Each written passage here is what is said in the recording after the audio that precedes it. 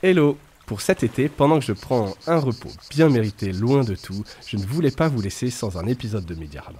Alors je vous ai concocté un programme, un cycle sur les newsletters, avec un épisode original et 4 rediffusions. Chacun de ces épisodes, à sa manière, incarne un modèle, une vision du média newsletter, soit très business, par exemple avec l'épisode de Snowball de Johan Lopez, newsletter plus incarné et engagé avec l'épisode des Glorieuses de Rebecca Amselem, un épisode sur TTSO, Time to Sign Off de Romain Delsalle, l'emblématique newsletter, et une peut-être plus décalée avec Lorraine Boudard de Tech Trash et Climax, où elle annonce le lancement de Climax notamment. Et cet épisode original dont je vous parlais avec Léry Giquel du Concentré Vélo qui lui explique comment il s'est lancé dans les newsletters avec notamment du no-code. Cet été, on monte son niveau de jeu sur les newsletters. Bonne écoute!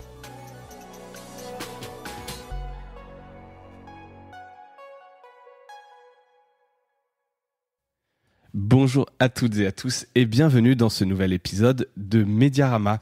Aujourd'hui, je vais avoir le plaisir de m'entretenir avec Johan Lopez de la newsletter Snowball. Bonjour Johan. Salut tout le monde. Merci d'avoir accepté cette invitation, Johan. Alors, on a pas mal parlé de newsletter à ce micro, puisque c'est un des médiums qui est un peu en vogue. J'ai eu l'occasion de parler de newsletters payantes, de newsletters gratuites, de sponsoring. Que vous retrouvez dans l'historique de Mediarama, tous ces épisodes. Et aujourd'hui, je suis vraiment content parce que donc Snowball est une newsletter qui a au départ été gratuite, on va revenir, puis payante, avec une méthode assez originale, je trouve, d'animation de communauté, mais peut-être avant, pour ceux qui ne connaissent pas Snowball, peut-être une petite présentation en quelques mots que je vais faire, puis après toi tu auras l'occasion peut-être évidemment de bien l'expliquer, mais en une phrase, Snowball c'est la newsletter qui permet d'expliquer les finances personnelles différemment. Je pense que on peut le dire que si on devait le résumer un petit peu comme ça, et différemment de par ton ton, et puis par aussi tous les sujets que tu peux évoquer. Il y a tout un écosystème sur Snowball, newsletter, un site internet, cette communauté, une application, etc. Et donc je voulais un peu creuser aujourd'hui tout ça pour comprendre un peu ce que tu as appris, des conseils que tu pourrais donner à des journalistes ou toute personne qui voudrait se lancer dans les newsletters payantes, donc vraiment tes apprentissages, mais aussi des groupes qui veulent un peu comprendre comment fonctionne, comment on peut être rentable en à peine un an en lançant une newsletter tout seul. Alors je vais dire dans son garage pour un peu forcer le trait, mais presque, puisque c'était un side project à la base. Que tu as lancé juste avant la pandémie. Est-ce que c'est assez bien résumé? Est-ce que tu veux compléter ça avant qu'on passe vraiment à la fiche d'identité de Non, c'est très bien résumé, écoute, parfait. Bon, super. Donc la fiche d'identité, est-ce que tu peux nous dire aujourd'hui, donc ça a été lancé, je disais avant le début de la pandémie, donc mars 2020 ou même février 2020? Alors, le premier article, c'était en mars 2020. Ouais. Donc, j'avais créé la structure. J'avais créé snowball.substack.com. Mais le premier article, c'est mars 2020. Et je suis passé en payant 2 mois après, fin avril. D'accord, donc très rapidement. Ouais. Donc, c'était le premier numéro. C'était un side project à l'époque. Donc, t'étais en poste. T'es pas journaliste à la base. Hein, non. On peut le rappeler. Je crois que t'as plutôt un profil dans le marketing et la finance. Plutôt économie, marketing. Ouais. Enfin, j'ai fait des études d'économie et j'ai appris le marketing sur le tas, quoi. D'accord. Ouais, passé par des startups. Exactement. Chez Comet. Comet et WeThings, juste avant. Notamment des belles startups françaises. Où effectivement, t'as un peu apprendre aussi justement un peu sur la relation client, les bonnes ficelles, etc. Combien il y a d'abonnés après un an et demi maintenant d'existence? Alors, on peut peut-être distinguer abonnés gratuits et abonnés payants. Alors, en totalité, là, on approche les 16 000. Ouais, on est à 15 800 et quelques, là, je crois. Et dont 2700 qui payent. Donc voilà, ça fait un ratio, je sais pas exactement, mais qui est plutôt pas mal parce qu'en général, sur les newsletters, en général payantes, on dit que c'est 10-15%. Ouais, en général, on dit entre 5 et 10, et au-dessus de 10, c'est pas mal, quoi. Donc voilà. Donc toi, t'es largement au-dessus de ça. Ouais, un peu, ouais. Je suis nul en maths, donc Comment on peut être ouais, mais après justement ça peut être un truc bien, c'est comment justement tu le poses dans des Google Sheets, etc. Exactement. T'es pas obligé d'avoir la mémoire, donc plutôt une belle réussite et est assez rapide. Qui pour bien comprendre un peu et aussi poser un peu cette fiche d'identité, c'est un lecteur type de Snowball. Est-ce que ça s'adresse qu'aux jeunes, même si ça veut pas dire grand-chose, les jeunes? Alors j'essaye vu que je suis tout seul, j'essaye de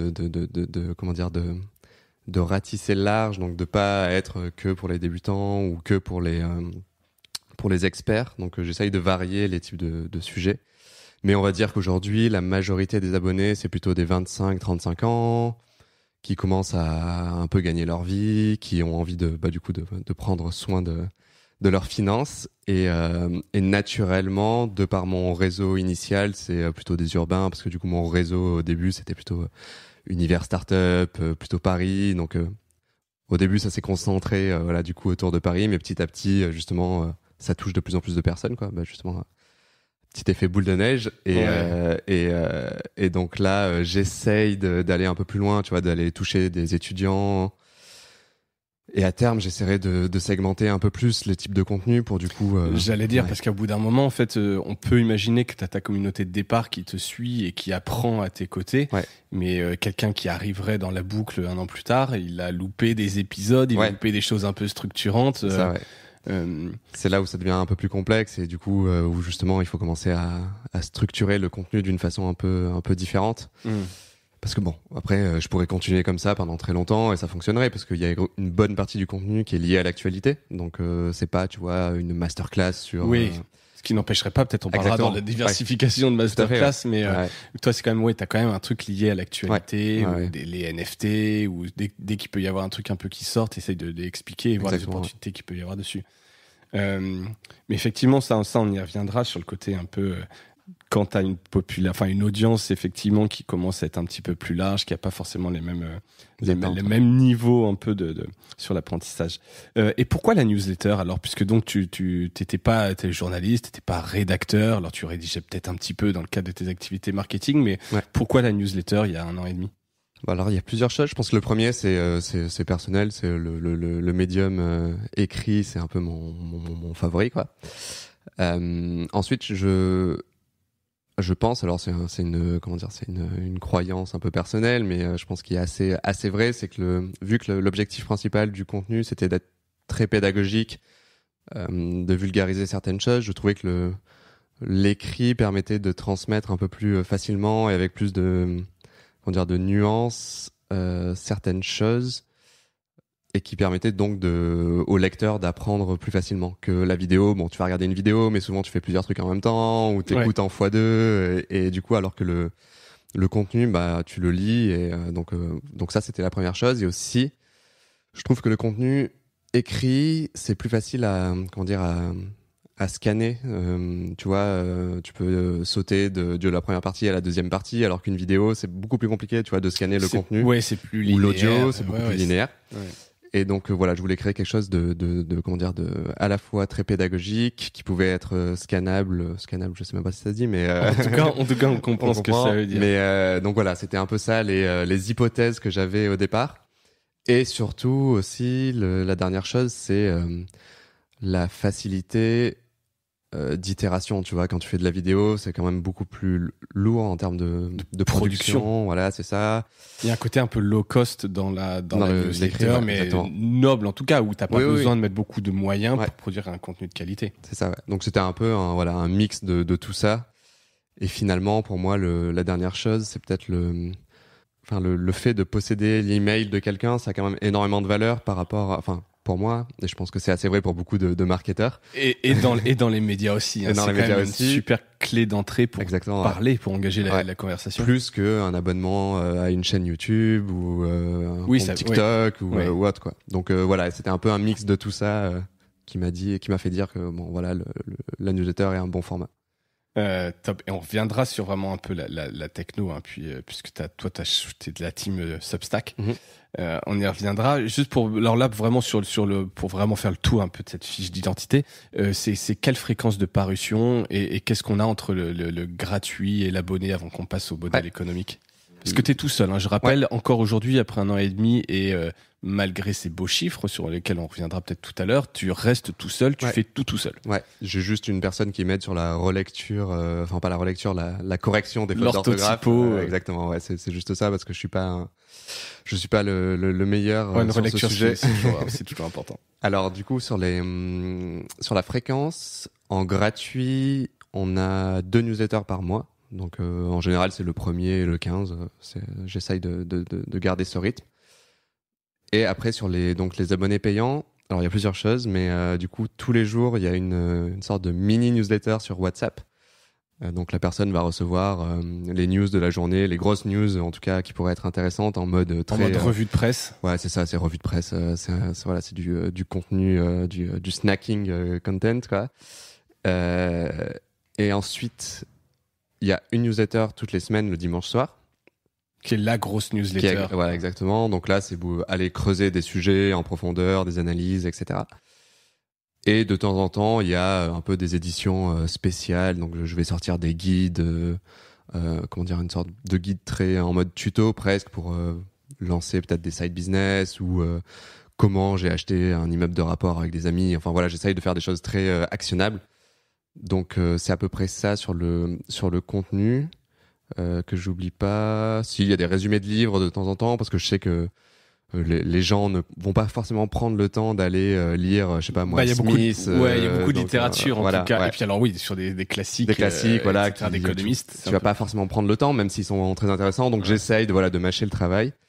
Donc voilà, en gros, c'est à peu près ça le contenu. Et évidemment, il y a tout ce qu'il y a autour, dont on parlera après sur la diversification, mais tu ne te contentes pas de produire du contenu pour tes abonnés. Il y a beaucoup de choses et on y reviendra après, donc on aura le temps vraiment de revenir dessus. Et donc donc ça te fait quand même une belle production. Et juste pour bien comprendre, la newsletter gratuite n'est pas un produit d'appel. Pour les payants. Elle peut vivre toute seule. Elle peut vivre toute seule, on n'est pas frustré, c'est pas des sujets c'est pas juste survolés en disant voilà en mode Non, au contraire même, c'est ça qui est en fait c'est un peu souvent quand on parle avec des spécialistes newsletter, beaucoup vont dire que en fait il faudrait presque que le contenu gratuit soit mieux que le contenu payant, dans le sens où du coup c'est comme ça que tu vas faire de l'acquisition. Donc il faut vraiment que le contenu soit de grande qualité, même sur la partie payante. Alors je dis pas que moi mon contenu est mieux, enfin c'est ce qu'ils disent, mais c'est en mode un peu extrême. Mais voilà, moi c'est des. Et ce que j'aime bien aussi sur le contenu, c'est gratuit, c'est qu'en fait il faut voir ce contenu souvent un peu comme du contenu qu'on appelle un peu evergreen, tu vois, qui vrai un jour sera vrai toujours, quoi. C'est pour ça que moi souvent j'explique qu'est-ce que c'est la crypto, donc ça tu vois ça changera par exemple cet été il y a eu un sujet sur le champagne, voilà c'est ça, c'est des choses que si tu le lis dans 10 ans ça restera vrai, quoi, alors que les sujets pour les abonnés payants du coup premium c'est souvent c'est plus lié à l'actualité, parce qu'il faut éviter en fait que quand l'abonné premium s'abonne, il faut éviter le côté je vais aller piocher dans la librairie et je prends tout ce que j'ai à prendre et je m'en vais. Et je me désabonne. Voilà, c'est ça. Il faut que chaque semaine il y ait un sujet qui l'intéresse. Ouais, exactement. C'est d'accord. Ça. Donc ça, t'as pensé à ça assez vite pour faire l'effet effectivement d'aubaine où je m'abonne. Je télécharge toutes les archives qui seraient une espèce d'evergreen premium. Oui, c'est ça. Et puis derrière, salut, au revoir. Alors, rien n'empêche de mixer un peu tout ça, hein. Tu peux avoir de l'evergreen dans le côté premium, mais en général, c'est un peu comme ça qu'on segmente le contenu en termes de newsletter. Ouais. Très clair. Donc, le modèle économique, on l'a dit, c'est payant. Alors, juste avant qu'on parle de ça, donc, t'es quand même passé sur du payant, tu dis 2 mois après le lancement. Tu l'avais forcément un peu en tête. Alors, je sais que tu l'avais bien documenté et que tu es très bon pour ça d'ailleurs. Bravo. Pour embarquer un peu la communauté, tu as fait des sondages. J'ai vu cet article que tu avais fait, je sais plus si c'était sur ton site ou où tu expliquais vraiment sur le choix du prix. Tu avais quand même ça en tête au départ, ou c'est pur effet d'aubaine en disant c'est dingue, il y a un truc à faire, etc. Oui, après, forcément, tu l'as au coin, dans un coin de ton cerveau. Tu sais que ça existe et que ça peut marcher, et si la sauce, elle prend, etc. C'est ça, c'était plus C'était pas l'objectif principal quand j'ai lancé. Je me suis dit bon, c'est cool, j'aime bien faire ça, je vais lancer la newsletter, mais c'était pas l'objectif, c'était pas je veux que ça devienne mon business principal. Mais du coup, dès qu'il y a eu des premiers bons retours et que je voyais qu'il y avait vraiment de la valeur ajoutée pour les lecteurs, je me suis dit bon, je pourrais peut-être aller encore plus loin et apporter encore plus de valeur, et du coup là faire payer et voir si ça fonctionne. Donc ça a été plutôt les bons retours des lecteurs qui m'a fait penser, pardon. Ah tiens, là il y a un truc, on peut aller plus loin, quoi. Ouais. Et, donc d'où la version premium 2 mois après. Ouais. Et donc premium, 6 euros par mois, 50 60 par an, Ouais. Ce qui fait baisser effectivement Ouais, à 5 euros, un peu plus de 2000 abonnements.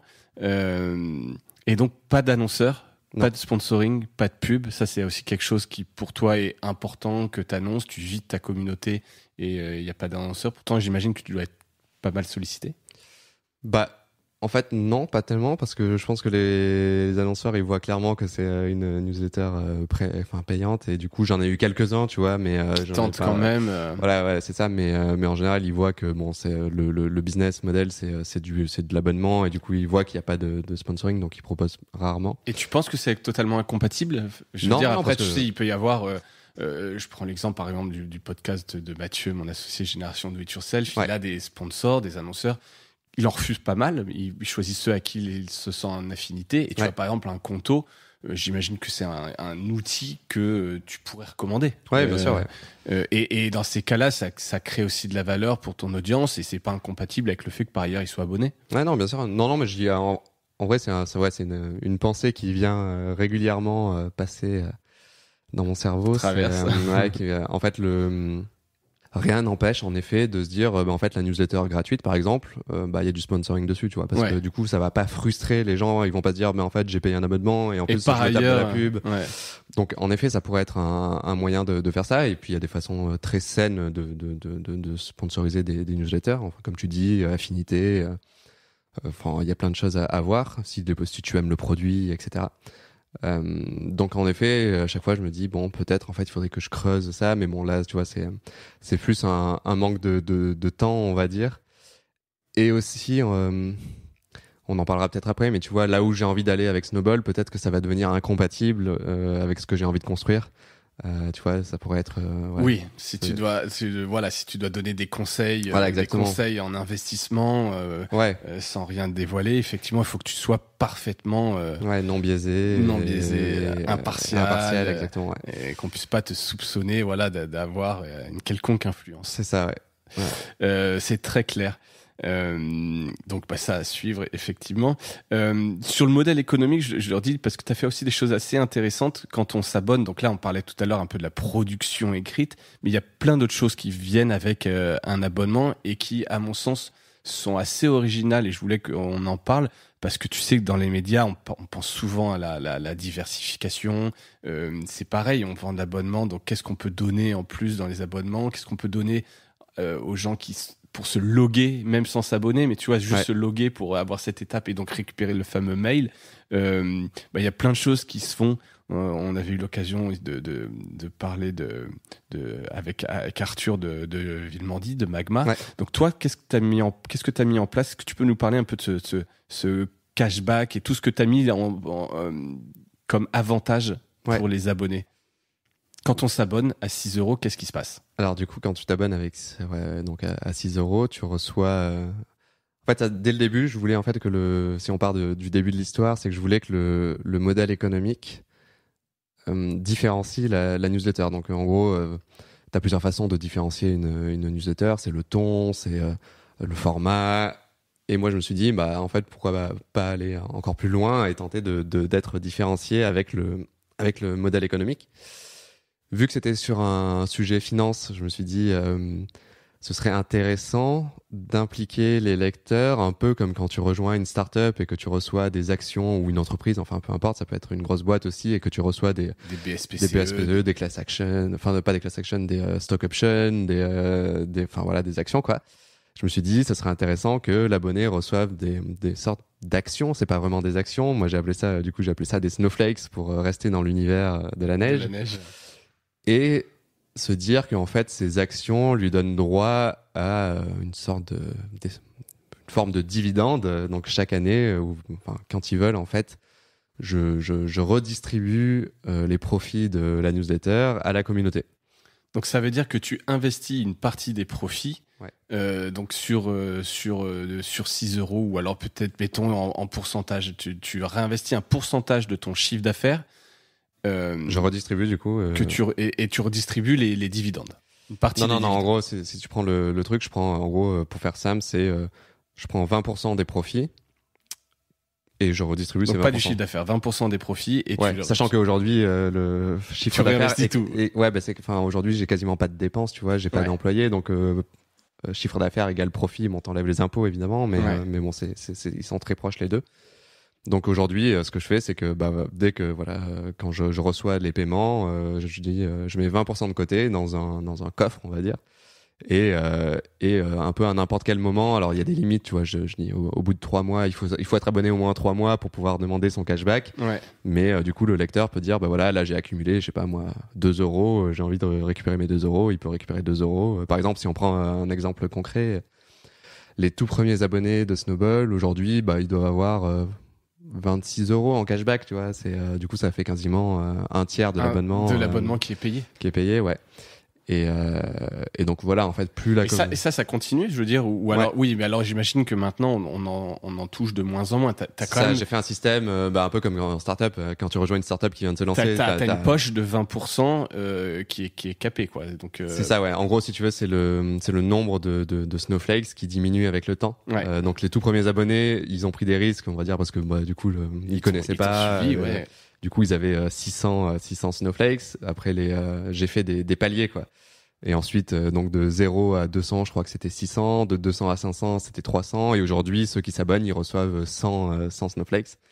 Et il y aura une fois qu'on aura atteint le palier, je crois que c'est à partir de 5000, il y en aura plus que 50. Et petit à petit, ça diminue, quoi. D'accord, mais c'est capé. Exactement, ouais. Donc le but, c'était pas... il y en a, tu vois, au début, ils me disaient « Ah ouais, mais c'est une sorte de Ponzi, en fait. » Parce que du coup, mais en fait, non, parce que tu vas pas devenir riche en recevant des snowflakes. Le but, là, vraiment, c'était d'apporter un côté un peu fun. Un peu, c'est presque un peu ludique. Un peu ludique. En tout cas, tu participes à l'aventure, ouais, sachant que il y a pas de valeur légale ou quoi que ce soit. Non. Ce sont pas des actions, c'est pas des vrais dividendes. Ouais, c'est un cashback. Ouais, c'est un cashback, système de fidélisation. Exactement, ouais. Et du coup, ça, je pense que ça a quand même pas mal contribué à l'intérêt au début. Et donc ça a contribué à la conversion du gratuit au payant. Et voilà. Donc ça, en gros, voilà. Donc ça, c'est une des premières choses que tu reçois quand tu t'abonnes. Ensuite, il y a un accès à une sorte d'application compagnon. On va dire que c'est un peu le terme. Le terme. On va dire, il y a la newsletter et la personne peut. Alors c'est pas une application hyper poussée parce que c'est moi qui l'ai faite en no code avec des outils qui permettent de faciliter le développement de tout ça, mais ça apporte quand même une valeur ajoutée parce que du coup sur le... Qu'est-ce qu'on y retrouve sur l'app? C'est les archives de la newsletter? Alors déjà, il y a les archives. Ensuite, il y a si tu veux, chaque semaine, j'essaye de faire des analyses un peu poussées sur des entreprises, donc des actions d'entreprises, et donc je vais creuser un peu le modèle économique, les tendances qui font que investir dans je sais pas moi Coinbase ou Orange, ça peut être une bonne chose.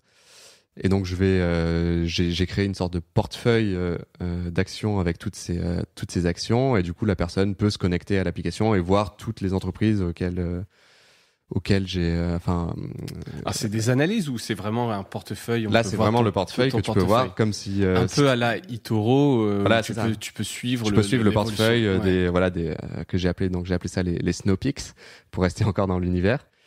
Et donc voilà, la personne peut se connecter et voir combien ça a pris de pourcentage, toutes ces recommandations, on va dire. Tous ces qui sont pas des conseils évidemment, mais oui, parce que la terminologie est hyper importante quand on parle d'un investissement, mais qui sont plus on va dire des entreprises que je trouve intéressantes. Et ils peuvent aussi accéder à mon portefeuille d'actions moi perso, donc ils voient qu'est-ce que je fais. Donc ça je voulais aussi jouer sur ce côté transparence en fait, et te montrer que je suis pas tu vois, les gourous que tu vois sur YouTube qui vont faire du contenu, mais qui en fait, tu sais pas trop si eux vont investir dans les produits qu'ils recommandent. Donc je voulais être complètement transparent. Et ils peuvent accéder à quoi d'autre? Ils peuvent voir du coup leur cashback. C'est un peu une sorte de ils peuvent accéder. Ils voient combien a été redistribué, combien d'argent a été redistribué en tout. Et t'as pas je pense par exemple à Magma, ou qui est un Slack qui commence vraiment à bien tourner, qui est vraiment de la mise en relation, la communauté, etc. Ouais. Est-ce que ça, c'est quelque chose vers lequel tu voudrais aller? Ouais, ça, j'ai lancé aussi un peu, plusieurs mois après, j'ai lancé une forme de... Alors, j'ai pas fait de Slack parce que, en fait, j'avais une forme de fatigue de Slack moi-même. Sortie de tes startups. Ouais, c'est ça. Et en plus, c'est très, ça crée beaucoup de bruit. Enfin voilà, en fait, tu peux vite perdre le fil, tu vois. Si tu le lâches pendant 3 jours, en fait, tu vas avoir 150 messages et tu vas pas tout lire. Et donc, je voulais créer quelque chose de plus comment dire, de plus posé, de plus Donc là, c'est un vrai calme. choix. Ouais, Ouais. c'est un vrai choix. Et donc, je me suis dit, pourquoi pas partir sur un forum un peu classique de questions-réponses. J'ai une question et je vais poster quelque chose et les gens peuvent répondre, plutôt que de la conversation instantanée à la Slack. Alors, je suis pas contre dans un futur peut-être proche, du coup, de lancer aussi un Slack pour les gens qui auraient vraiment envie, tu vois, d'avoir cette conversation instantanée avec d'autres. Avec d'autres, ouais. membres. Pour moi, c'est vraiment surtout ça, effectivement. Parce que là, du coup, ce forum, il existe, mais il est plus sur des, on va dire, c'est une forme un peu plus lente de communication entre membres de la communauté. Mais demain, j'aimerais bien tester, c'est un peu plus d'instantanéité. Ouais, exactement. Mais j'y suis pas encore. Ouais.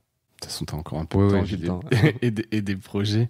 Et récemment, donc, tu t'es lancé dans les NFT. Donc ça devait être il y a quelques mois. Alors, mais parle-nous-en, parce qu'en fait, je trouvais ça assez original, même si c'est pas non plus un truc que tu révolutionnaire, mais je trouvais ça assez cool. Alors, les NFT, on en a déjà parlé ici, hein, c'est les non-fungible tokens. Donc, c'est une espèce de monnaie qui permet de devenir propriétaire d'un bien numérique, enfin d'une œuvre numérique. Alors quand je dis une monnaie, je pense que toi tu dois dire c'est pas du tout le bon terme, j'imagine. Non, mais en tout cas c'est juste pour comprendre ce que ça permet de devenir propriétaire. Oui, c'est ça. Le NFT, c'est une façon de rendre un produit digital unique en fait, un peu comme tu vois aujourd'hui.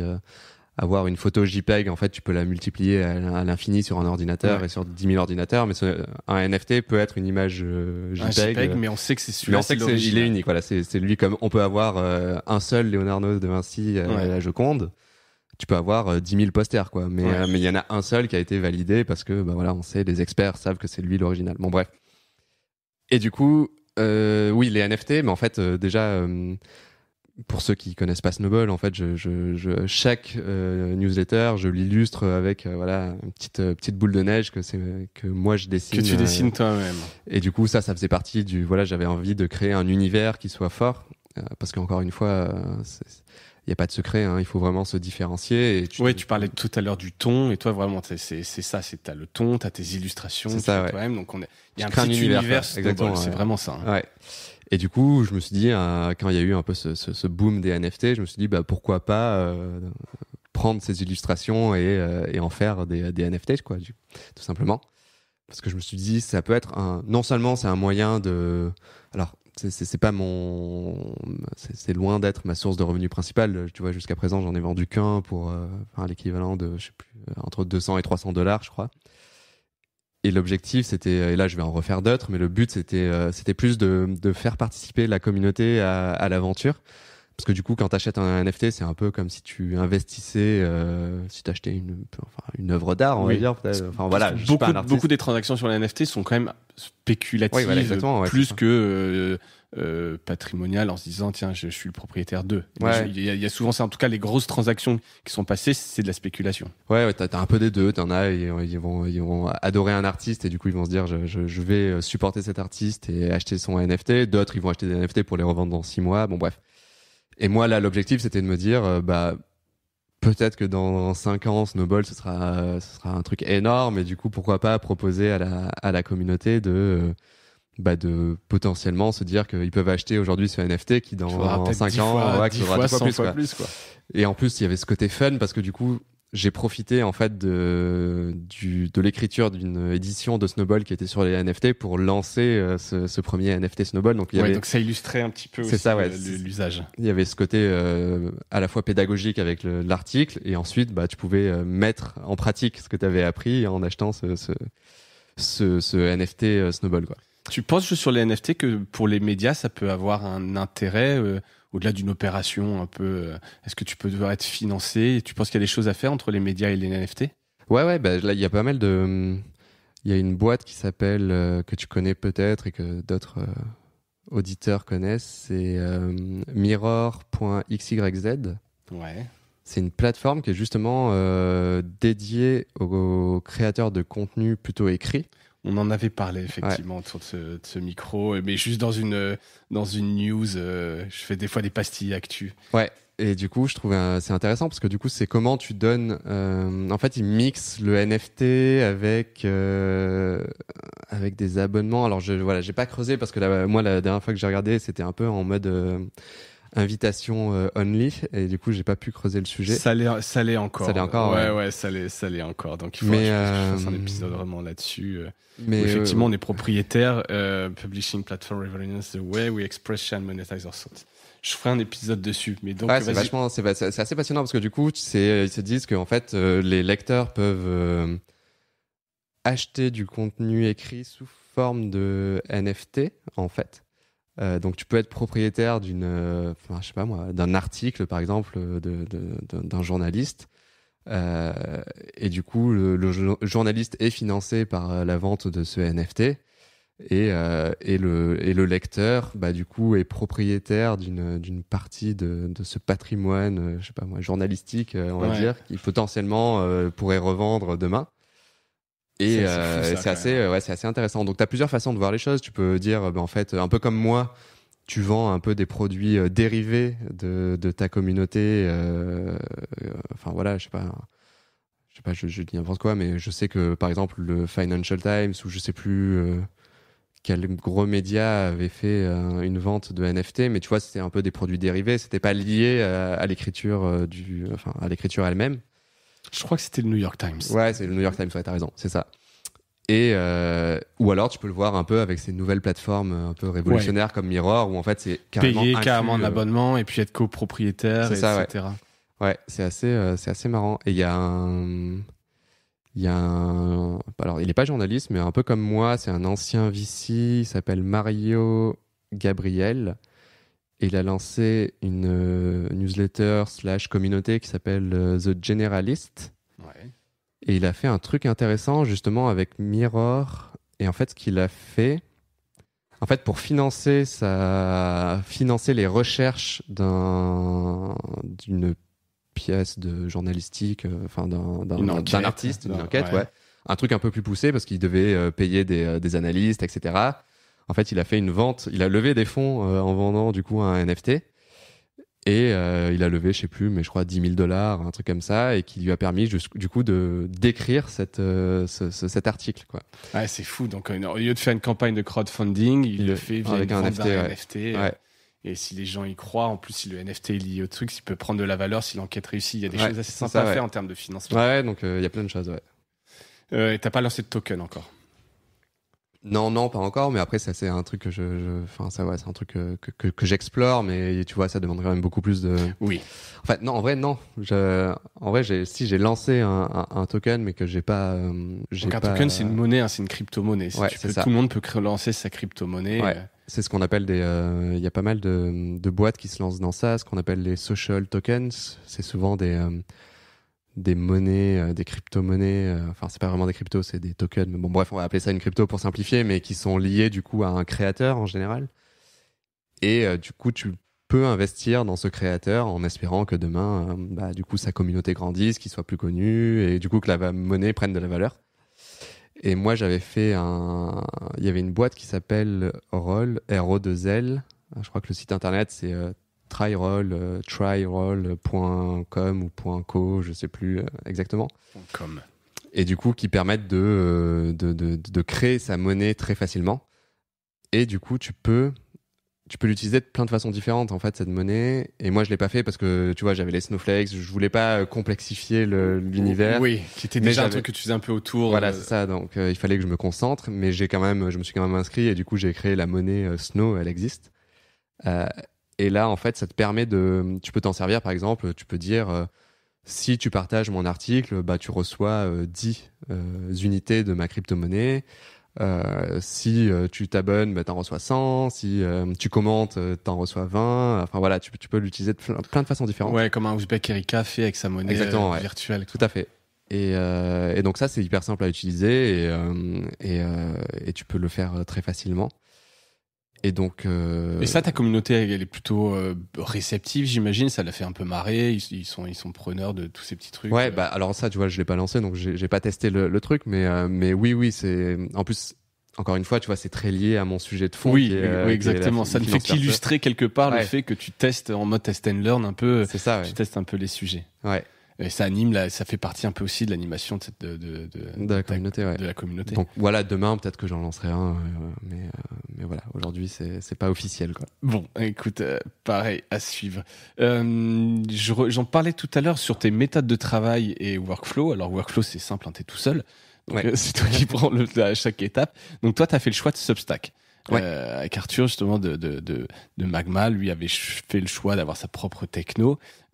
Pourquoi tu as choisi Substack et pourquoi tu continues d'utiliser Substack alors que tu as atteint un certain palier, ou alors si je vais pas dire que c'est encore la grande réussite, et que tu roules sur l'or parce que tu réinvestis aussi et que tu passes du temps, hein. Mais tu pourrais te dire, bah tiens, vu que tu as l'air un peu plutôt geek et que tu as fait ton application toi-même, tu aurais pu très bien partir sur autre chose. Est-ce que tu te vois changer dans un moment Substack? Est-ce que tu en es content? Tu sais que c'est quand même la plateforme dont on parle beaucoup dans les journalistes. On en a beaucoup parlé ces 12 derniers mois. Pourquoi tu as fait le choix et est-ce que tu en es encore content aujourd'hui? Alors déjà, le choix, c'était assez simple. C'était la simplicité, en fait, au début. Parce que du coup, l'énorme avantage de Substack, c'est que c'est gratuit tant que tu restes en mode gratuit, en fait. Ouais. Tu peux très bien avoir 10 millions d'abonnés sur une newsletter Substack qui n'est pas payante et ne payer rien du tout, quoi. Et donc ça, c'est assez dingue parce qu'on voit c'est très cher, tu vois, des Mailchimp ou d'autres. Ça peut être très très cher. Dès que t'as des listes, des grosses listes, ouais, ça peut être des plusieurs milliers de dollars par mois. Exactement. Donc ça, c'était la première raison. La deuxième, c'est que vu que c'est très basique, en gros, tu peux lancer une newsletter en 10 minutes, alors que tu vois, encore une fois, je prends Mailchimp, mais t'as plein d'autres plateformes, mais il va falloir choisir un template d'email, il va falloir, bidouiller 2-3 trucs, donc c'est pas 10 minutes, ouais, c'est clairement pas 10 minutes. Il va falloir faire une landing page, donc en fait, là, tout est intégré. La partie mailing, la partie blog, on va dire. Ouais, avec les archives, les gens s'inscrivent, etc. Si demain tu veux lancer un abonnement payant, bah pareil, c'est intégré. T'en as pour 10 minutes à connecter ton compte Stripe avec Substack. Donc en gros, tout ça faisait que j'étais tout seul. C'était un side project, c'était la plateforme idéale, quoi. Aujourd'hui, en fait, comme tu l'as dit, vu que l'univers Snowball grandit, en fait, j'atteins les limites de Substack, même s'ils ajoutent des nouvelles fonctionnalités. Les limites en termes de fonctionnalité, c'est-à-dire que des fois tes besoins vont plus vite que leur roadmap, etc.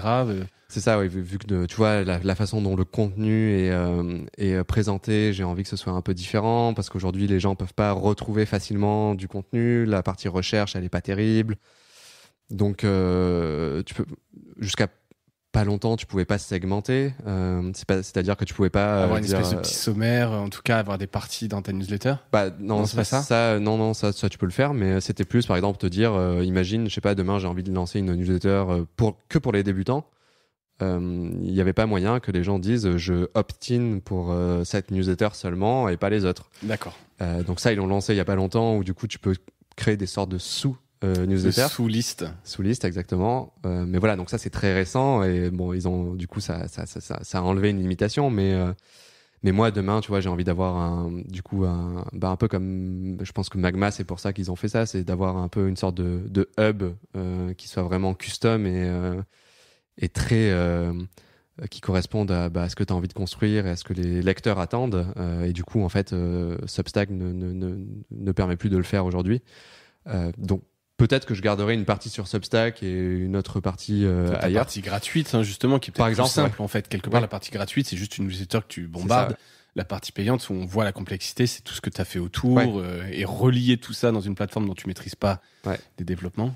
C'est ça, ça devient plus compliqué, ouais. Donc voilà. Mais en gros, quelqu'un qui a envie de rester 100% sur du contenu sans avoir des fonctionnalités autres, je pense que Substack reste encore une des meilleures plateformes en fait. Certains vont dire que l'inconvénient c'est la customisation du. Ce qui est vrai, c'est que toutes les newsletters Substack se ressemblent en fait. Donc tu peux pas vraiment te différencier.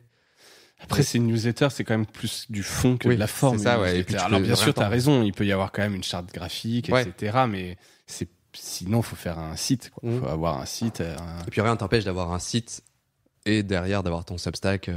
Donc ça fonctionne aussi. Mais en vrai, tu vois, moi j'ai réussi à différencier Enfin voilà, j'ai mes petites illustrations, donc les gens reconnaissent directement que c'est Snowball. Et bon. C'est pour ça que l'argument customisation, il est pas forcément valide dans 100% des cas. Après, voilà, c'est vrai que des acteurs comme, je sais pas moi, Morning Brew aux US ou The Hustle ou Magma, ils ont envie d'avoir vraiment une présentation de l'email qui leur est encore plus propre. Ouais, c'est ça, ouais. Ils vont encore plus loin et du coup là, ça a complètement du sens. Mais voilà. Quoi. Pour le moment, toi, ça va, mais tu vois des limites, ouais. Mais c'est pas encore un truc qui te ouais, mais bon, pour les prochaines étapes de Snowball, je vais être obligé de ça fait partie des grandes plans, évolutions, ouais. J'imagine. C'est quoi donc tu disais t'es tout seul, à travailler. Comment donc tu dois envoyer une newsletter hebdo gratuite, ton petit WhatsApp tous les jours. Ouais. C'est bimensuel pour la gratuite, hebdomadaire pour la payante, des thématiques, etc. Comment tu t'organises? Combien de temps consacré à la recherche, à la rédaction? T'es vraiment full time sur Snowball. Hein. C'est un gros full time, j'imagine même. Ouais, c'est quasiment tous les jours. De toute façon, bah oui, vu que du lundi au vendredi, c'est WhatsApp tous les jours. Bah, en fait, le plus long, si on devait résumer, le plus long, c'est la veille.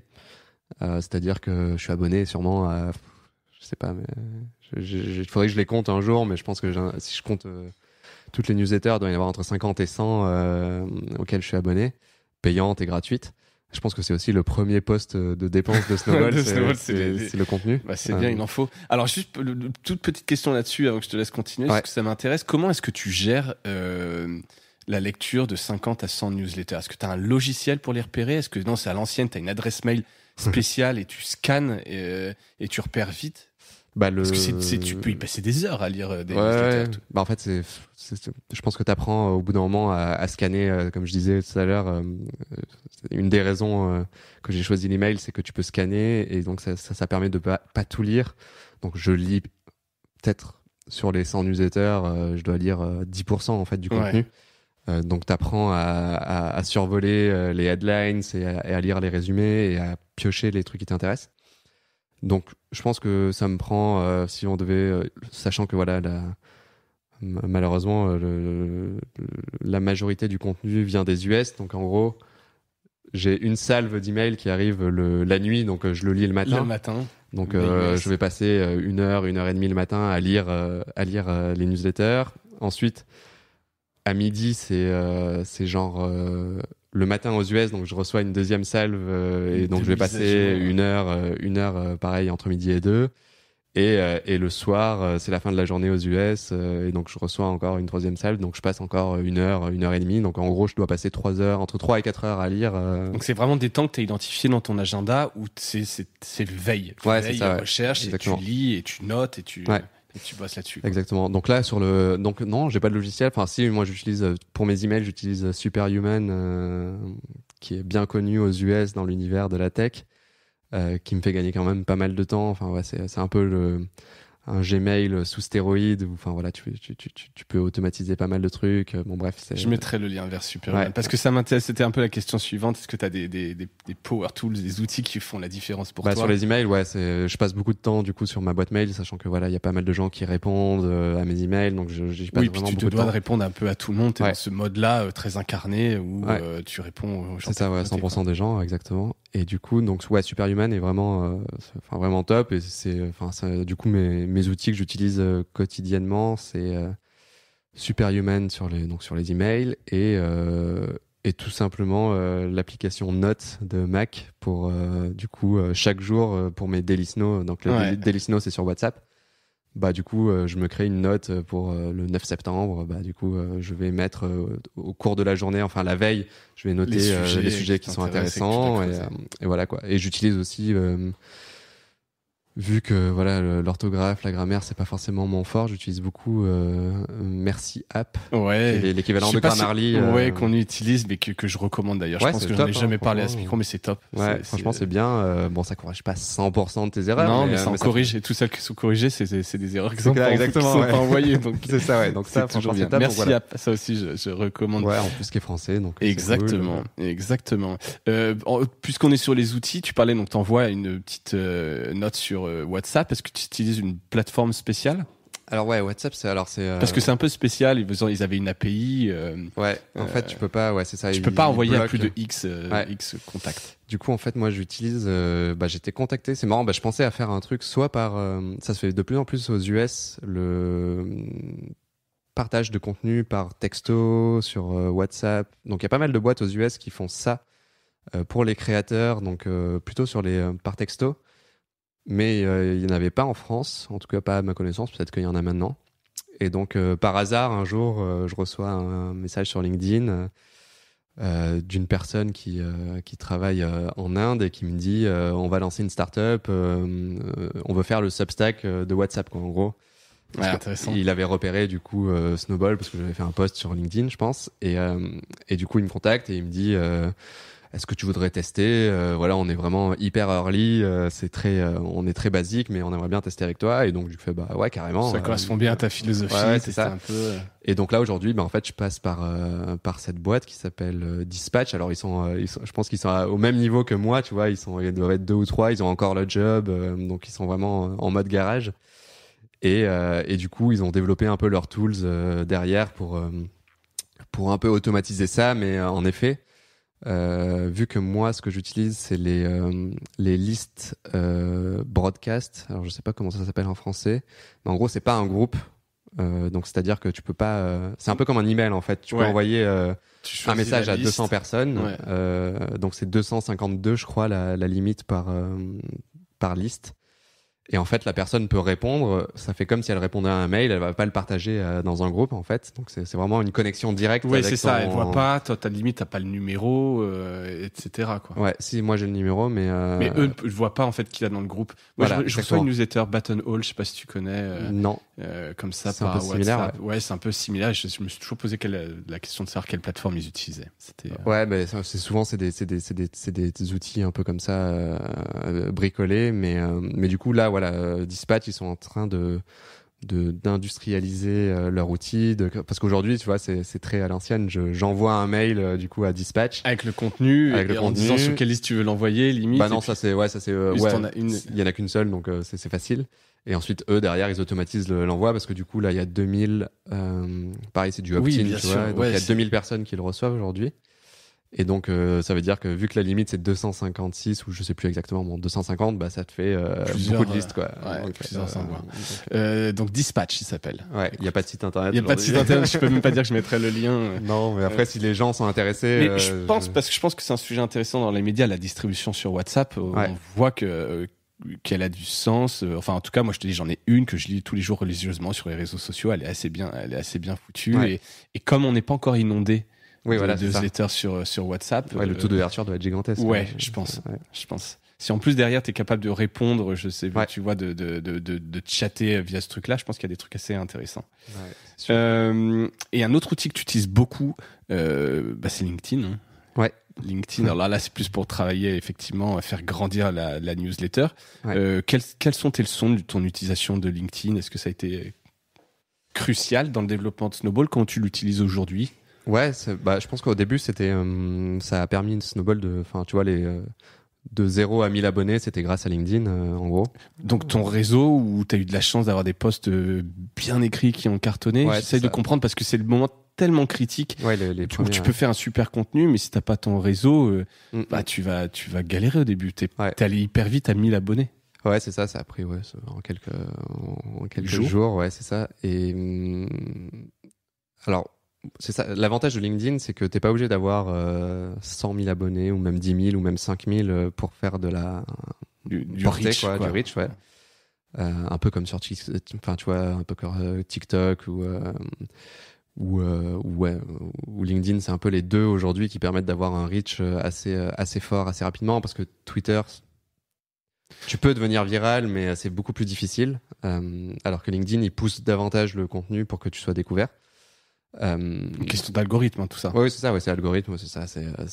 En gros, même si tu as 10 abonnés sur LinkedIn, enfin 10 connexions, si tu fais un contenu où tu vois, LinkedIn voit très rapidement que tu as eu 3 likes, 4 commentaires, et il va se dire, ah tiens, il est intéressant ce contenu, je vais le pousser à un peu plus de personnes, et ainsi de suite, et tu peux vite devenir viral, quoi. Et donc moi, sur ce premier... en gros, j'avais annoncé Snowball avant l'écriture, donc c'était un peu ma waiting list. J'avais utilisé LinkedIn pour tester un peu le concept. Et du coup, j'avais écrit un post teaser. Donc voilà, je vais lancer une newsletter sur les finances perso. Je vais vous apprendre comment vous pouvez investir dans un cloud money. Tu vois, j'avais parlé un peu teaser sur 2-3 des investissements alternatifs qui éveillent la curiosité, quoi. Et du coup, ça a bien marché, parce que du coup, le sujet parle un peu à tout le monde. Et gratuit. Et du coup, en plus, j'avais utilisé le fameux comment dire, la petite astuce qui permet à l'algo de pousser ton compte. C'est, tu dis aux gens de laisser un commentaire en échange de quelque chose. Et du coup, moi, en l'occurrence, là, c'était en échange de je vous tiens au courant quand je lance Snowball, quoi. Ouais. Et donc, du coup, il y a eu, je crois, 1000 personnes. T'as trompé un peu l'algorithme, ce qui est le grand jeu, effectivement, pour avoir plein de commentaires, etc. Exactement. Et les gens ont laissé leur nom plutôt que de s'inscrire, et tu les inscris manuellement, presque. Bah c'était pas exactement comme ça. C'est en gros, il disait je suis intéressé, il mettait une petite flamme, un petit cœur, enfin peu importe. Et ensuite, moi j'utilise un outil pour automatiser les envois de messages. En gros, je dis à mon outil, donc pour les curieux, ça s'appelle Linked Helper, qui permet d'automatiser plein de choses sur LinkedIn. Et donc en gros, j'ai dit à cet outil, tu vas prendre tous les gens qui ont commenté et tu vas leur envoyer ce message. Donc ce message, c'était salut, petit message automatisé. Je dis toujours, tu vois, j'essaye d'être transparent. Et du coup, je leur dis voilà, j'ai lancé Snowball, si vous voulez vous abonner, c'est ici. Et donc le jour où j'ai lancé les ouvertures, du coup j'ai envoyé ce message, et du coup je suis passé de 0 à 700 abonnés très rapidement, parce qu'ils se sont pas tous abonnés, évidemment. Non, dans les 24 heures non plus, évidemment. Et voilà, donc et ensuite, donc ça c'était le premier, on va dire, c'est comme ça que j'ai kickstarté la newsletter. Et ensuite, j'utilise beaucoup LinkedIn pour partager l'aventure Snowball, plus que le fond. C'est partager la construction, les étapes, etc. Et ça marche. En général, ça marche bien sur LinkedIn, parce que du coup, non seulement tu inspires les gens qui veulent se lancer, et du coup, ils sont contents de voir que ça fonctionne pour certains, et du coup, ils vont te soutenir.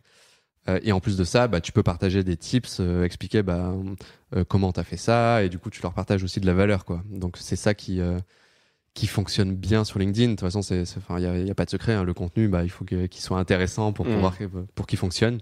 Et toi, c'est du recrutement ou de la fidélisation, LinkedIn, aujourd'hui? C'est un peu des deux, on va dire. Tu vois, je pense que 80% des gens qui sont abonnés à Snowball, c'est du bouche à oreille surtout. Et les 20% restants, c'est un mix entre LinkedIn, qui, tu vois, à chaque fois que je fais un post, ça me ramène, je sais pas moi, 100, 200 personnes, 100, 200 nouveaux abonnés gratuits, hein. Après, il y en a qui convertissent, mais bon, je traque pas tout ça.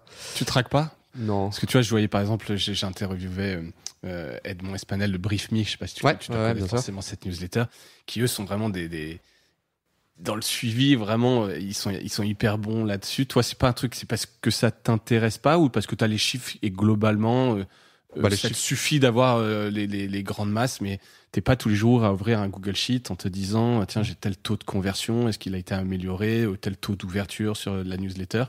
Ouais, là, c'est le... Après, il y a un peu d'affinité aussi perso, hein, j'imagine, sur ce genre de mécanisme. En fait, en vrai, je le regarde pas parce que les chiffres sont bons, quoi. Et du coup, en fait, j'ai pas besoin d'aller creuser pour améliorer.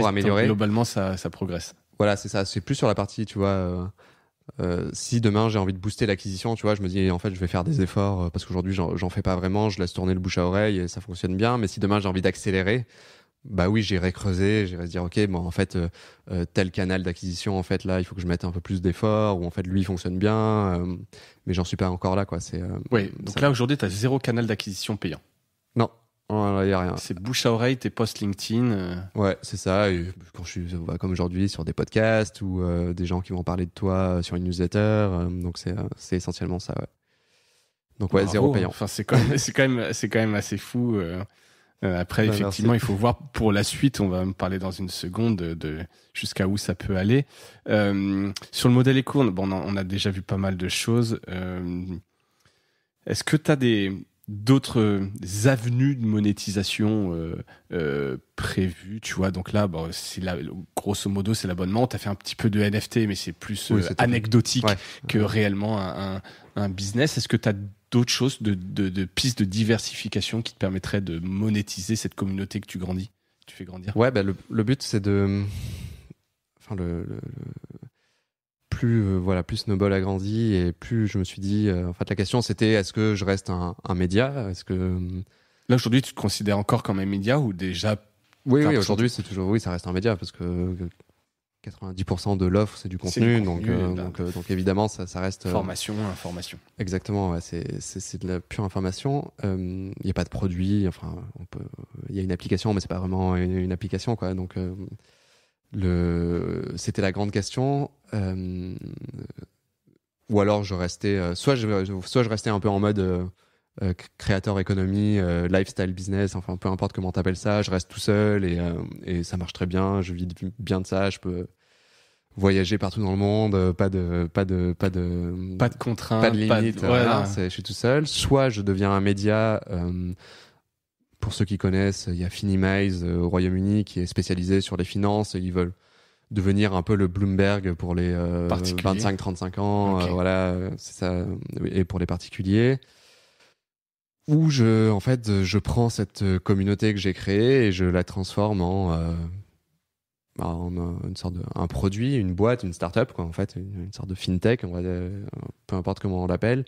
Et c'est vrai que le truc qui me disait le plus, c'était j'ai envie d'aller vers un truc plus gros, en fait, avec plus d'impact, et du coup de me servir de cette première communauté pour construire une boîte autour de ça, quoi. Donc là aujourd'hui le futur de Snowball, en fait évidemment le contenu ça restera un pilier parce que pour moi j'ai toujours été fan de contenu et je me suis toujours dit que toutes les boîtes, c'est l'ADN quelque part. C'est l'ADN, ouais, c'est ça. Mais maintenant, est-ce que tu peux aller plus loin que le fois contenu, que tu as donné le conseil. Exactement. Donc là, demain, l'objectif, c'est que en fait, Snowball devienne une sorte de hub pour les finances perso des gens, en fait, que tu puisses accéder non seulement à du contenu, mais aussi du conseil professionnel et potentiellement des produits pour investir un peu. J'aime bien comparer. Je suis un grand fan de. Moi, il y a deux choses que j'aimais, c'était l'assurance et la finance. Et du coup, je suis un grand fan de Alan parce que j'adore ce qu'ils font. Et c'est un peu ce que Alan est en train de faire, c'est qu'ils ont commencé par l'assurance, la mutuelle santé. Mais leur objectif, in fine, c'est de devenir un hub médical, en fait. Où en gros, demain, tu vois, ils ont déjà commencé. Aujourd'hui, tu peux aller sur ton application Alan et tu poses une question à un médecin et tu as une réponse dans les 2 heures d'un professionnel. Et donc voilà, c'est un peu mon objectif, c'est de transformer Snowball un peu en on va dire une sorte de super app autour de la finance. Et évidemment le contenu. Alors ça c'est la grande question, tu vois, il y a plein de boîtes qui disent en fait tu peux pas être un média non biaisé, non partisan. Si derrière tu vends le produit, comment Exactement. Les gens peuvent te faire confiance? Je suis persuadé que c'est possible. En fait, tout réside dans la transparence et dans ton. Je pense que c'est possible. Il y a une boîte qui le fait bien, je trouve. C'est Robinhood. Oui, donc cette boîte américaine dont on a beaucoup parlé juste avant l'été. C'est une plateforme de trading. Ouais, c'est ça. C'est une plateforme de trading où tu peux acheter des actions, les revendre. Et ils avaient acheté. En fait, ils ont racheté une newsletter qui s'appelait Snacks, je crois, qui du coup maintenant a été renommée Robinhood Snacks. Et en fait, elle est vraiment bien faite parce que du coup, ils vont pas. Tu vois qu'ils sont pas partisans des trucs. Tu vois, ici, ils vont toujours éviter de parler d'eux, quoi. En fait, ça c'est j'ai l'impression qu'ils vont jamais parler de Robinhood dedans, même s'il y a des scandales autour du truc, ils vont pas en parler. Mais voilà, ils vont parler de plein de sujets différents qui font polémique, qui seraient même pas forcément à l'avantage de la boîte. Ouais. Donc ils font plutôt bien. Donc je me dis que c'est une question de ton après, et peut-être une question aussi d'actionnariat à qui tu rendais compte. Ouais, aussi, ouais, c'est ça. Derrière, mais je pense que tu as raison. Si tu fais les choses avec sincérité, en prévenant toujours qu'il y a des risques, évidemment, et que tu as investi dedans ou tu n'as pas investi dedans, etc., je pense que ça peut marcher. Je vais pas dire que c'est une question de confiance en fait entre ta communauté et toi ou demain et vous, tu vois, parce que j'imagine que si tu vas sur ces pistes-là, et a priori c'est ce que je te le disais en fait, donc je pense que tu en as parlé, tu as déposé une demande d'agrément auprès de l'AMF. C'est quelque chose d'officiel, ça? Ouais, c'est officiel, ouais. Là, c'est en cours. Donc, j'ai passé ma certification AMF pour ensuite obtenir l'agrément. C'est parcours du combattant, ça? Bon, non, ça va. Non, ouais, c'est des papiers, mais j'ai connu pire, ouais. D'accord. Et donc, ça va te permettre demain de vendre ou de conseiller? Ouais, l'objectif là, du coup, c'est de pouvoir donner des conseils de façon, légale, quoi. En gros, d'être réglementé par l'autorité des marchés financiers et de faire ça de façon officielle. Et après, l'objectif, c'est de pouvoir du coup développer des produits qui vont permettre aux personnes d'investir. Et là, du coup, peut-être qu'il me faudra encore de nouveaux agréments. Enfin, tu vois, je vais y aller par étapes en fait. Ouais.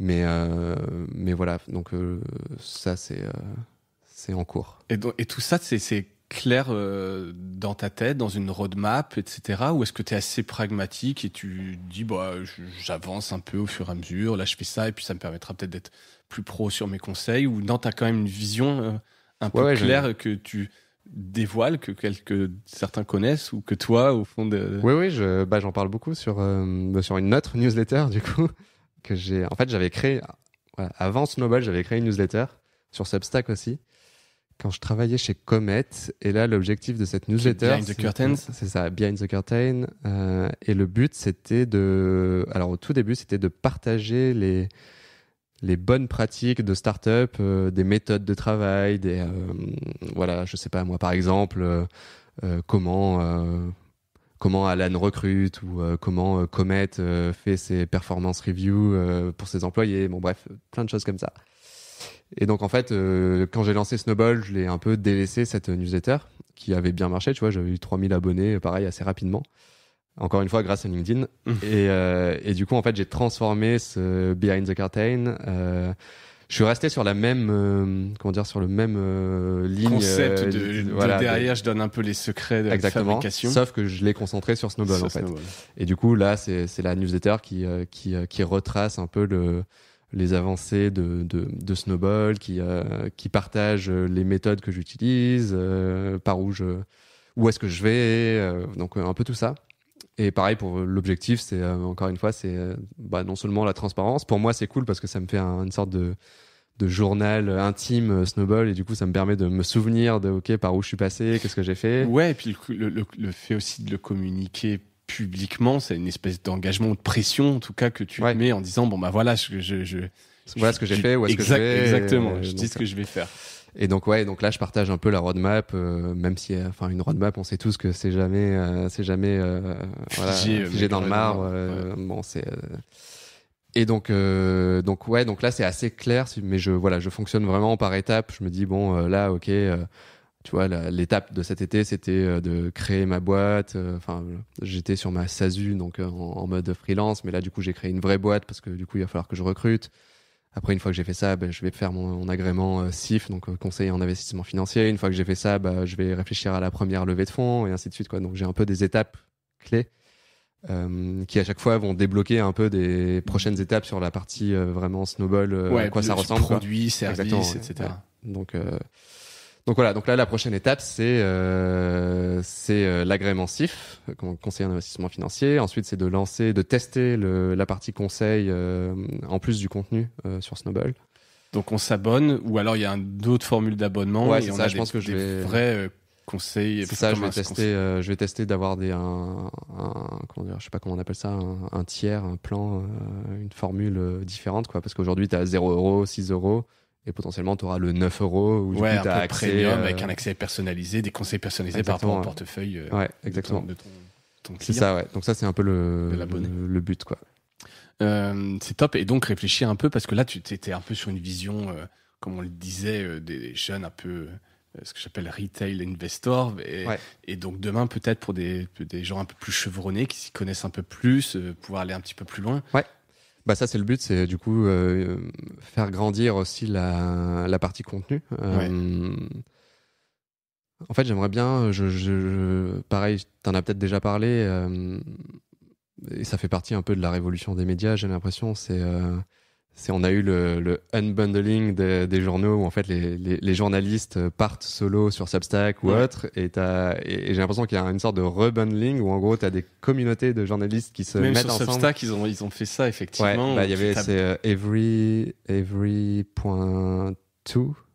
En fait, tu t'abonnes à plusieurs newsletters et tu as quelques avantages. C'est ça, c'est des bundles de newsletters, et du coup, tu as plein d'écrivains qui sont indépendants mais qui font partie de cette reconstruisent un journal et qui reconstruisent une forme de journal, c'est ça, mais plus indépendant et avec une redistribution des revenus plus équitable, on va dire. Et j'aime bien ce modèle, et je me dis potentiellement demain, en fait. Faire venir d'autres contributeurs, des rédacteurs indépendants, qui feraient partie ou non de Snowball en tant qu'employés, tu vois, qui seraient peut-être juste des indépendants, mais avec une redistribution des revenus un peu plus équitable et plus transparente. Oui, donc après des experts, tu pourrais avoir des experts sur tel et tel produit, exactement, ainsi de suite, et toi un peu orchestrer tout ça pour une c'est une forme de cohérence. C'est ça, une forme un peu décentralisée de production de contenu. Donc ça c'est cool. T'as des idées déjà de médias avec qui tu pourrais te rapprocher là-dessus, ou de journalistes? Oui, il y en a quelques-uns, des médias, par exemple, t'as qui avec le journal Capital, t'as Grégory de 21 millions. Donc pareil, c'est une newsletter payante qui est adossée à Capital, donc le magazine. Et qui fonctionne très bien, et du coup qui est spécialisé crypto. Donc pareil, tu vois, c'est des choses, on pourrait faire des choses ensemble, qu'on pourrait bosser. Donc après, il y a énormément de si on va sur Twitter, il y a énormément de nouveaux petits créateurs de contenu qui sont très talentueux et qui sont un peu formés comme moi, tu vois, un peu sur le tas, et qui pourrait être intéressant à que nous on voit, enfin je dis nous, je sais pas qui je représente quand je dis nous, mais qu'on voit pas forcément sur les médias classiques, exactement, c'est ça. Et donc pas en tout cas de rapprochement avec un média plus installé ou quoi que ce soit. Ça j'y pense aussi, par exemple là je discutais avec les échos Start, pour potentiellement, tu vois, faire une tribune un peu régulière sur des sujets du coup très finance perso, quoi. Parce que du coup ils n'ont pas la spécialité en interne, ils n'ont pas forcément envie de lancer une newsletter dédiée, mais ils savent que ça intéresse le lecteur. À travailler avec quelqu'un déjà un peu installé qui a sa communauté. C'est ça, et donc voilà, tu vois, c'est un peu du gagnant-gagnant, et donc ça c'est des enfin voilà, moi j'ai toujours aimé les partenariats, et je trouve que c'est toujours assez cool d'essayer de surfer sur les communautés des deux. Alors il y a toujours un déséquilibre, tu vois, là, les échos ils ont plus d'abonnés que moi, donc moi ça m'arrange, mais peut-être pas autant aussi affinitaire, aussi fidèle. Et du coup moi je peux leur apporter aussi un ton différent qui peut peut-être parler un peu plus. Donc je pense qu'il y a toujours du gagnant-gagnant dans ces partenariats. Et dans les discussions par exemple là, avec les échos, ils comprennent bien ce que tu fais, la valeur de ta communauté, etc. C'est Ouais, ils comprennent bien. En plus, c'était assez intéressant, parce que du coup, cette rencontre s'est fait avec du coup, c'était un abonné Snowball. Non, c'était une personne qui travaillait au groupe les Échos, le Parisien, parce que c'est le même groupe. C'est le même groupe LVMH. Et c'est ça. Et du coup, qui creusait un peu ces nouveaux médias, ces nouvelles formes de partage de contenu. Et du coup, qui s'était abonné à Snowball, qui avait bien aimé le concept, et qui m'avait contacté. Et du coup, on avait fait un call avec des gens du Parisien, Investir, les Échos et du coup finalement de fil en aiguille je me suis retrouvé avec potentiellement avoir ce partenariat avec les Échos quoi. Qui va se faire, qui va pas se faire ou... Bah, on va voir, mais c'est en discussion. Mais en tout cas, sur le principe, c'est bien parti. Ça cool et c'est bien parti. Donc, je pense qu'il y a pas mal de choses à faire. Ouais. Écoute, c'est top. On arrive au bout de cet épisode. Je voudrais juste voir. Bon, t'as cité des newsletters. J'allais te demander des newsletters à suivre qui changent vraiment. T'en as cité quelques-unes. Est-ce qu'il y en a que t'as pas cité que tu voudrais un peu mettre en avant? Qui change vraiment de ce qui est proposé. Alors évidemment, il y a Snowball, mais je crois qu'on en a déjà pas mal parlé dans cet épisode. Après, je relisserai tout celles dont tu as parlé. Donc, si t'as pas une réponse là instantanément. Ouais. Bah, après, je pense qu'il y en a beaucoup aux US. Mais, enfin, c'est un gros. Ils ont un temps d'avance. Ils ont un temps d'avance. Et donc aux US, il y a ce collectif donc qui s'appelle Every.2. Ouais. Every comme chaque. Ouais. Et donc eux, ils sont vraiment top. Ensuite, tu as The Generalist, donc avec Mario Gabriel, c'est celui dont je te parlais, qui avait fait un NFT avec Mirror. Donc, il a une façon très, très intéressante de voir ce côté communauté plus contenu newsletter. Il y a... alors, il y en a beaucoup qui sont dans les finances, mais... ouais, forcément, t'as cité Morning Brew aussi. T'as Not Boring, qui est une newsletter gratuite, qui a vraiment décollé. Alors, elle est pas forcément dans les finances, mais elle est plus sur la partie tech, startup, qui est assez passionnante et il est vraiment top. Donc voilà, Morning Brew, pareil, ils sont à suivre absolument. Et si je devais en citer une dernière... Bon, évidemment, il y a The Hustle. Bon, je vais essayer d'en trouver une qui est encore plus intéressante parce que je pense que tu en as déjà parlé. Ou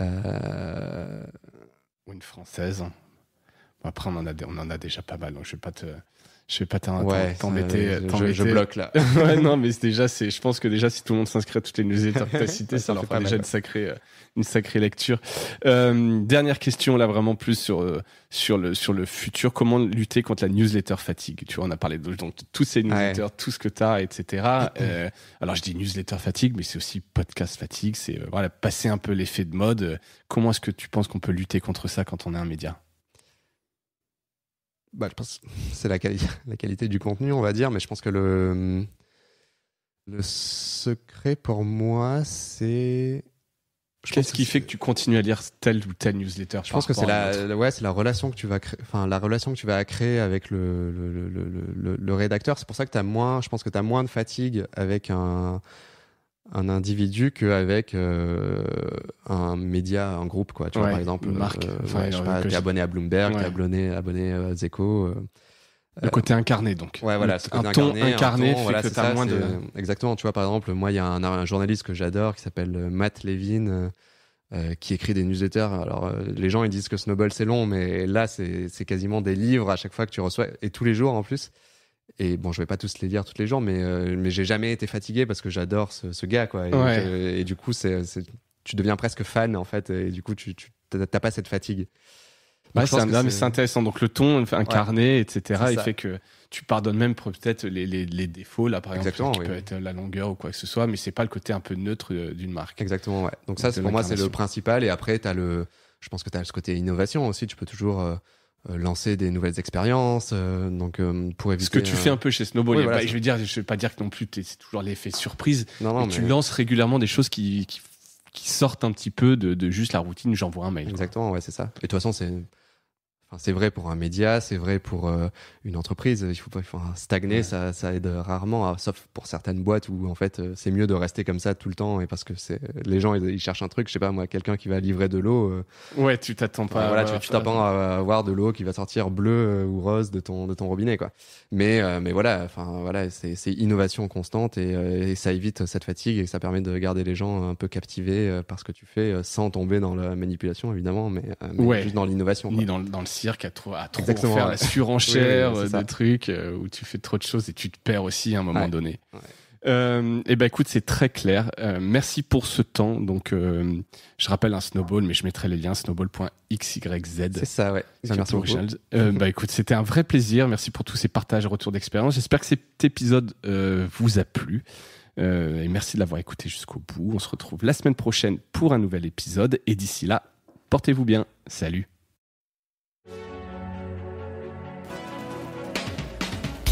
Merci d'avoir écouté cet épisode de Mediarama. J'espère qu'il vous a plu. Si c'est le cas, abonnez-vous pour ne rater aucun épisode.